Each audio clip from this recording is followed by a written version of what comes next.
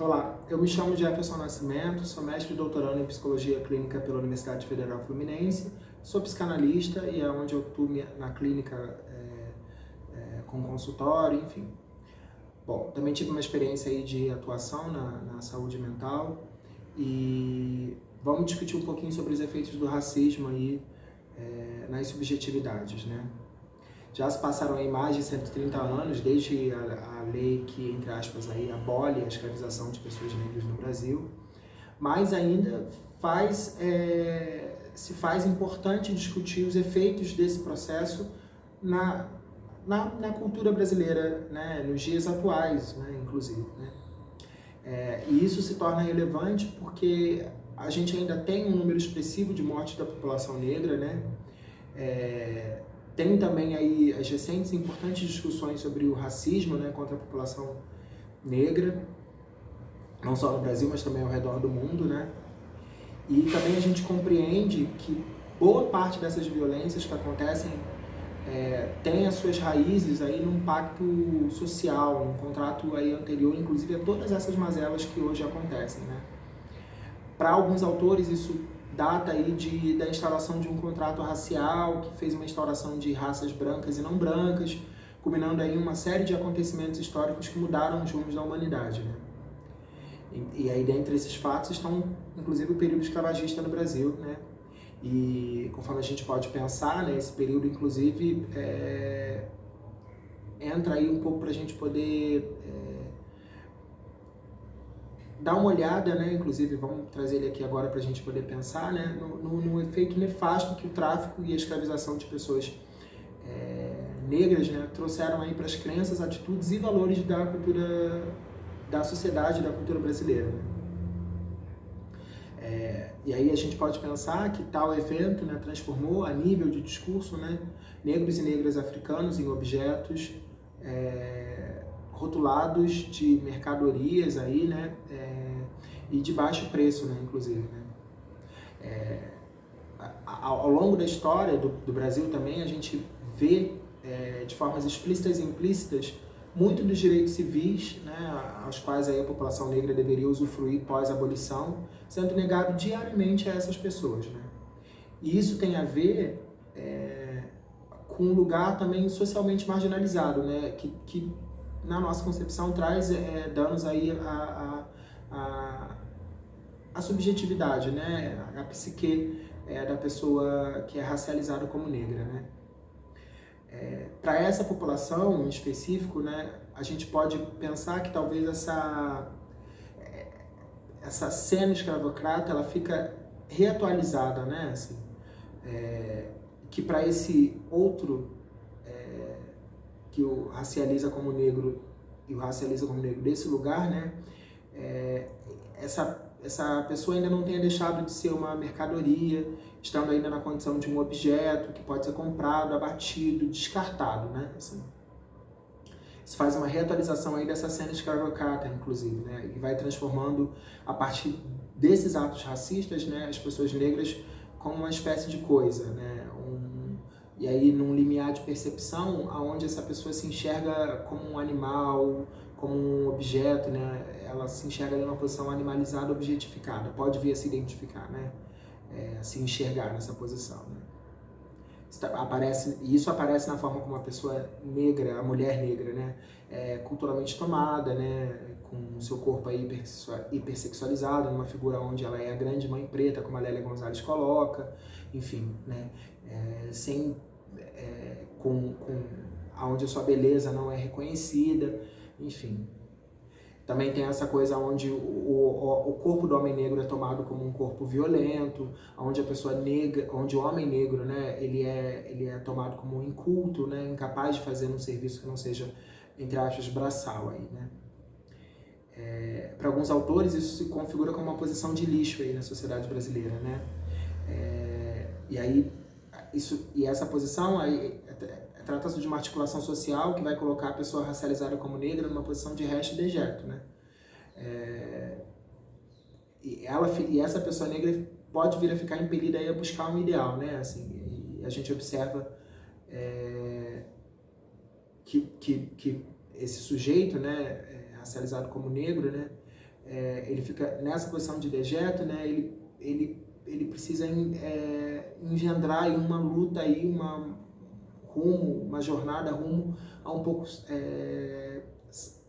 sair dessa posição estigmatizada, né? Assim,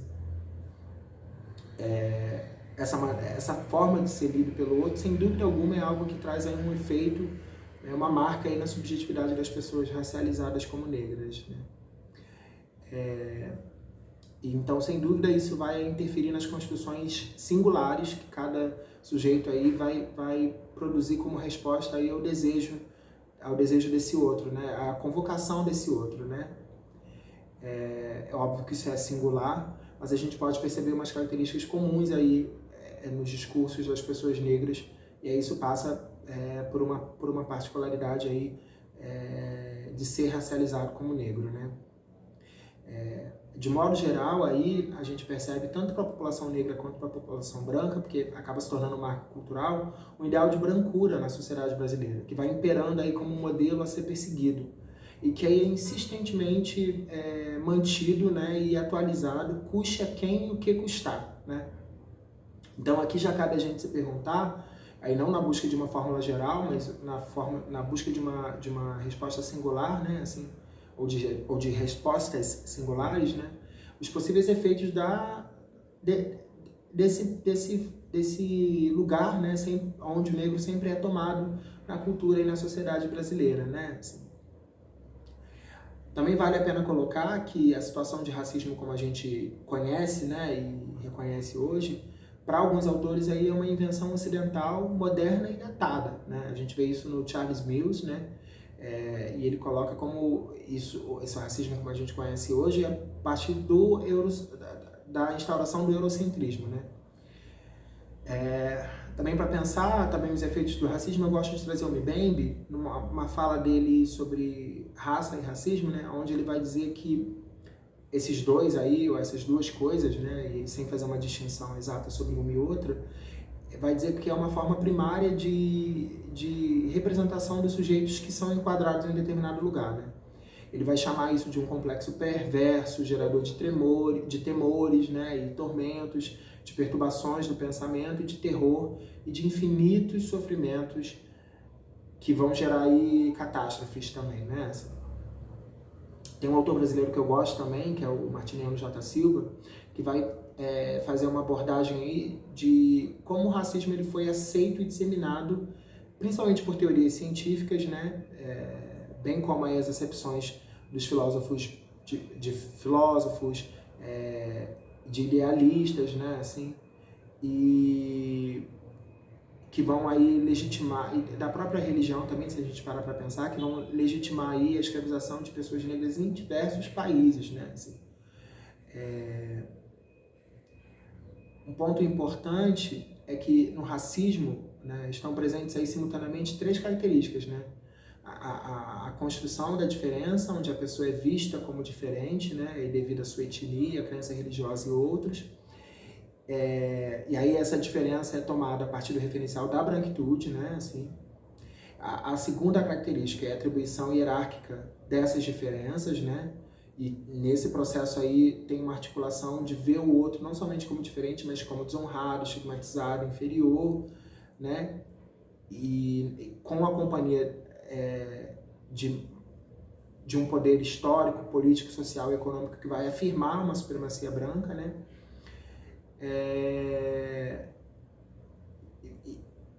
E a gente vai também aí, vou trazer talvez uma outra autora também para a gente poder discutir, a Grada Quilomba, né, que vai pensar aí o racismo cotidiano como aquele que coloca a pessoa negra num lugar aí de outridade, né. E aí a Grada é muito boa nisso, assim, colocando que nesse caso, né, o negro enquadrado nesse lugar de outridade, né, ele fica como a personificação dos aspectos reprimidos da sociedade branca, né. Retornando a Martiniano J. Silva, a gente pode pensar que o racismo brasileiro, nas vertentes culturais, institucionais e individuais, e ele usa essa palavra, né, já feriu toda a vida política, social, econômica e cultural do Brasil, né. Isso vai mostrando como o racismo ele ele é forjado, né, e também ao mesmo tempo como ele está bem assentado na cultura, né? E como que é difícil e trabalhoso demovê-lo aí, né? Assim, mexê-lo, né? Assim, é uma questão estrutural muito consistente, né? Assim, e um outro ponto que esse autor traz, assim, é até a ineficácia das leis, né, criadas, e elas são importantes, a gente precisa fazer uma observação aqui, mas ele está falando de talvez da época dele, aí, né, enfim, finalzinho da década de 57, final da década de 50, início da década de 60, marcando aí que essas leis tinham um caráter descritivo muito limitado, assim, que elas apresentavam pouco poder coercitivo, né? E aí que diante disso, assim, a gente pode pensar que o racismo no poder judiciário também existe, né? Assim,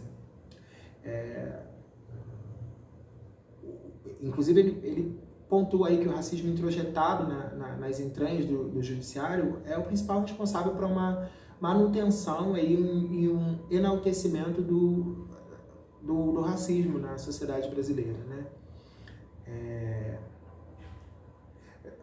Isso me faz lembrar de um outro autor, o Munanga, que vai dizer que tem uma dificuldade do brasileiro em aceitar, entender e decodificar o racismo, né? O autor ele vai apontando que em certas manifestações discriminatórias, né, como contra o negro, né, como as leis de Jim Crow norte-americano, o apartheid sul-africano, o racismo ele teria sido aí um pouco mais explícito, né, institucionalizado e oficializado aí pelas leis desses países, né, assim.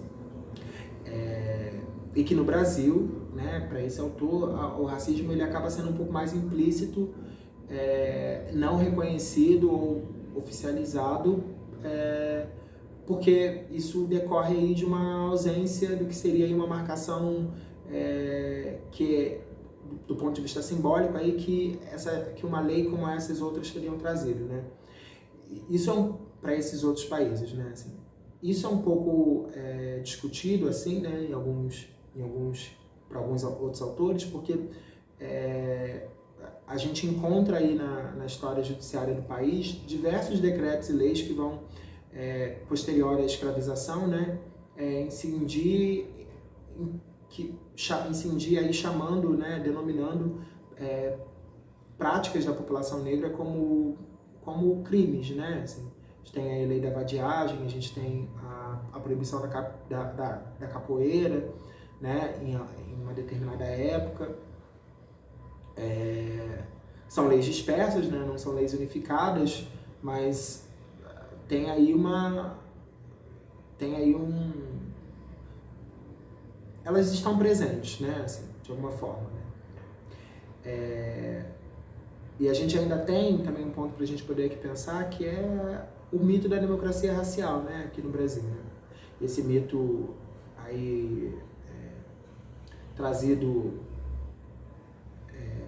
fortemente por um autor, né, o Gilberto Freire, e é interessante, né, porque vai dizer que as pessoas negras e brancas convivem de forma harmoniosa no Brasil, né?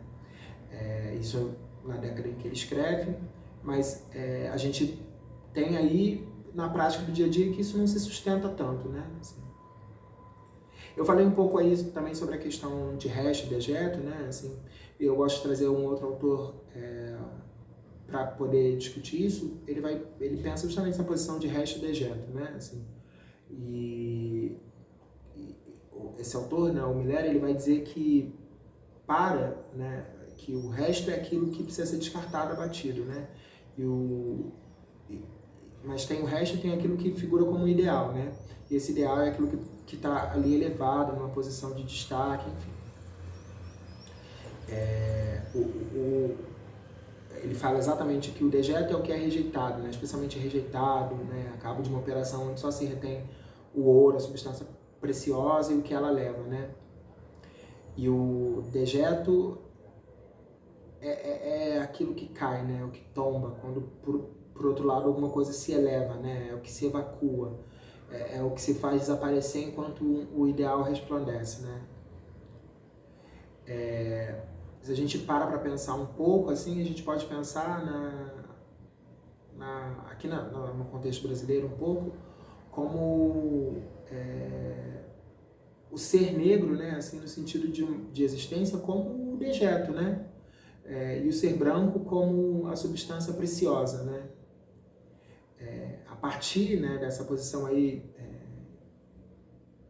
que a gente citou anteriormente, que a gente falou anteriormente, né, que é articulada a partir do olhar do outro, né, que tem essa marcação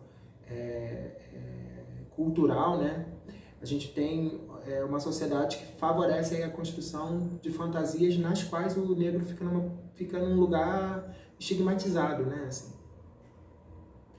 Então, caberia então aí ao negro, né, construir outras formas de lidar com esse olhar, passando desde uma conformidade, né, com essa posição, né, estigmatizada, que é uma posição objetal aí, né, a gente pode ler a partir de alguns autores, né, ou então a se rebelar e a se opor a uma lógica de funcionamento, né, tentando assim construir outros enquadramentos e gerando aí novas possibilidades de existência, né. Nesse sentido, a gente se pergunta que imagem de si, né, o negro poderia vir a pessoa racializada como negra, né, poderia vir a edificar, né, para si, né. E isso cada um, óbvio, vai precisar responder de forma singular, né. Mas que lugar, né, é possível para esse negro que não consente aí com uma identificação a essa posição de tomado, né, como criminoso, hipersexualizado, desprovido de intelecto, né, assim, que são esses lugares majoritariamente recortados aí para o negro na sociedade brasileira, que lugar ele poderia construir para si, né? Só é importante localizar porque essas formas de ler o negro na sociedade, né, elas configuram como uma rigidez discursiva, né? E aí que às vezes elas podem ocasionar para a pessoa racializada como negra, uma paralisação, né? E uma paralisação que tem a ver com uma sensação de impotência frente àquilo que se configura como um impasse, né? Assim, eu acredito que seja possível algum tipo de deslize, né? E aí um deslize que pode impulsionar o sujeito na busca de algum tipo de desvio, né? Assim, ou de uma salvação aí, trazendo Miller aí, né? E o Miller até coloca nesse texto que ele vai falar sobre a salvação aí pelos dejetos, né? De que a humanidade se antes a humanidade precisava escolher, né, se salvar pelos ideais, agora ela pode escolher se salvar por aquilo que resta, né, e que faz retorno aí ao sujeito. Isso é importantíssimo para a clínica, né? Porque então a gente tem uma sociedade onde certos ideais vão caindo e a gente tem justamente os dejetos e os restos que vão sendo vias de acesso, de possibilidade de existência, né? Assim, a Lélia Gonzalez tem uma frase importante que ela vai dizer aonde o lixo vai falar e numa boa, né? Assim, porque ela marca que antes a população negra ela era infantilizada, ela era colocada como tendo que ser falada, né? Assim, falada por um outro, mas que agora essa população pode tomar a voz, né? E talvez essa seja a melhor saída clínica, né? A possibilidade de falar, né? A criação de um âmbito, de um espaço onde seja possível que essa pessoa racializada como negra possa falar. E é falar, inclusive, desse efeito do racismo para ela, né? De como que isso a pega, de como isso a convoca, né? A estar no mundo, né? E possa trabalhar e possa estar às voltas com uma modificação de uma posição que a enrijece, né? Que a aprisiona. Tem uma frase de um autor que eu gosto também, que é: onde há lixo, há homens, né? Então, se há um humano, né, presente, e aí, ao contrário da insistente afirmação que a sociedade brasileira traz aí de que o negro não pode falar, né, de que ele não pode ser sujeito, né, a gente precisa construir uma clínica que seja possível que o sujeito possa conseguir se retirar dessa posição de afonia, né? De que ele possa retirar a máscara, né? Que o impede de falar e que ele possa falar, né? Bom, Espero que a gente possa ter tido aí uma conversa, uma discussão importante, e é isso.